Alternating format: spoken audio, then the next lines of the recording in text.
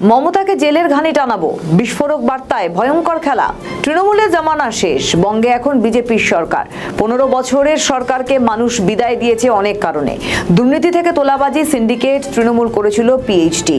তৃণমূলের অনেক নেতারাই দুর্নীতির দায়ে জেল খেটেছে। পার্থ চট্টোপাধ্যায়, কুণাল ঘোষ, মদন মিত্র, জ্যোতিপ্রিয় মল্লিক প্রত্যেকেই দুর্নীতির কারণে বছরের পর বছর জেল খেটেছে। পুরো নিয়োগ দুর্নীতি মামলায় বর্তমানে সুজিত বসু রয়েছে শ্রীঘরে, কিন্তু সেটা আর হয়নি। সব আস্তে আস্তে সামনে আসছে। নতুন সরকার একের পর এক ফাইল ওপেন করছে। মেসি কাণ্ড, আরজিকর কাণ্ড, সেখানেও রয়েছে একাধিক গন্ডগোল। তৃণমূল সরকারের এত দুর্নীতির কারণ রাজ্যে কোনো কর্মসংস্থান না থাকা। মানুষ করবে কি? এত সিন্ডিকেট, এত অপরাধী তৈরি হয়েছে, তার কারণ কোনো কর্মসংস্থান নেই। দলের নেতারা তৃণমূলের বিরুদ্ধে গিয়ে মুখ খুলছে, অভিষেক বন্দ্যোপাধ্যায়ের ওপর ক্ষোভ উগরে দিচ্ছে। অনেক দলের নেতা তৃণমূলের অন্দরের সব কাজকর্ম বুঝে দল ছেড়ে দিয়েছেন। এই যেমন তাপস রায়। রাজনীতিতে তাপস রায় একজন পোর খাওয়া রাজনীতিবিদ। 53 বছরের দীর্ঘ রাজনৈতিক পথ চলায় বহু ঝোড়ো ইনিংস খেলেছেন। একসময় মমতা বন্দ্যোপাধ্যায়ের তিনি ছিলেন অত্যন্ত ঘনিষ্ঠ নেতা।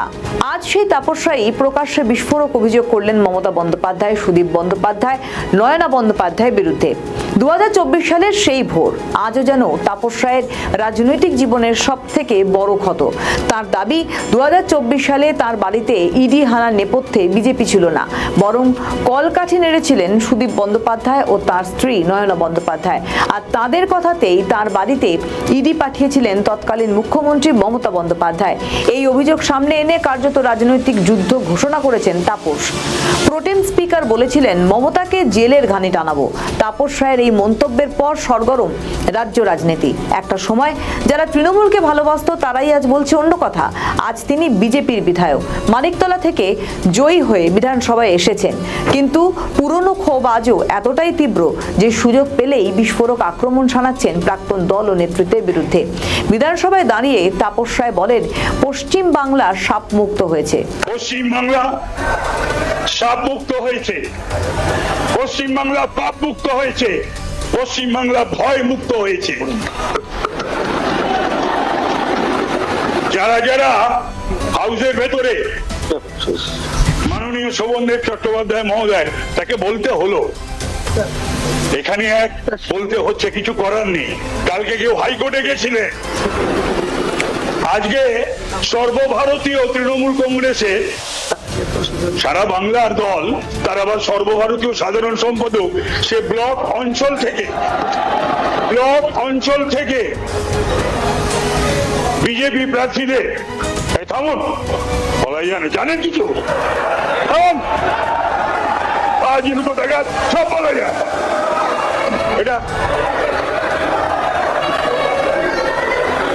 ও কিছু হবে না বলে উঠে লাভ নেই, বসো, উঠে লাভ নেই, বসো, না বলতে দিতে হবে। নাম করিনি, সে বলেছিল তাদের হাড়গোড় ভেঙে দেওয়া হবে। আমি বলবো সে যেন এবার বেরোয়। বিজেপি কিচ্ছু করবে না, তার ব্যবস্থা তৃণমূলই করবে, জনগণ করবে। আজকে পোস্টপোন ভায়োলেন্সের কথা এদের মুখে আসে, নির্লজ্জ বেহায়া না হলে পোস্টপোন ভায়োলেন্সের কথা বলে। একটা নির্বাচন হয়েছে পশ্চিম বাংলায়, রক্তপাতহীন, রাশি। তাপস রায়ের ভয়ঙ্কর বার্তায় শুরু রাজনৈতিক দরজা। আমাদের ভিডিও ভালো লাগলে লাইক ও শেয়ার করুন, কমেন্ট সেকশনে আপনাদের মতামত জানান। আরও ভিডিও পেতে আমাদের চ্যানেলটিকে সাবস্ক্রাইব করুন এবং প্রতি মুহূর্তে খবরের আপডেট পেতে প্রেস করুন বেল আইকন।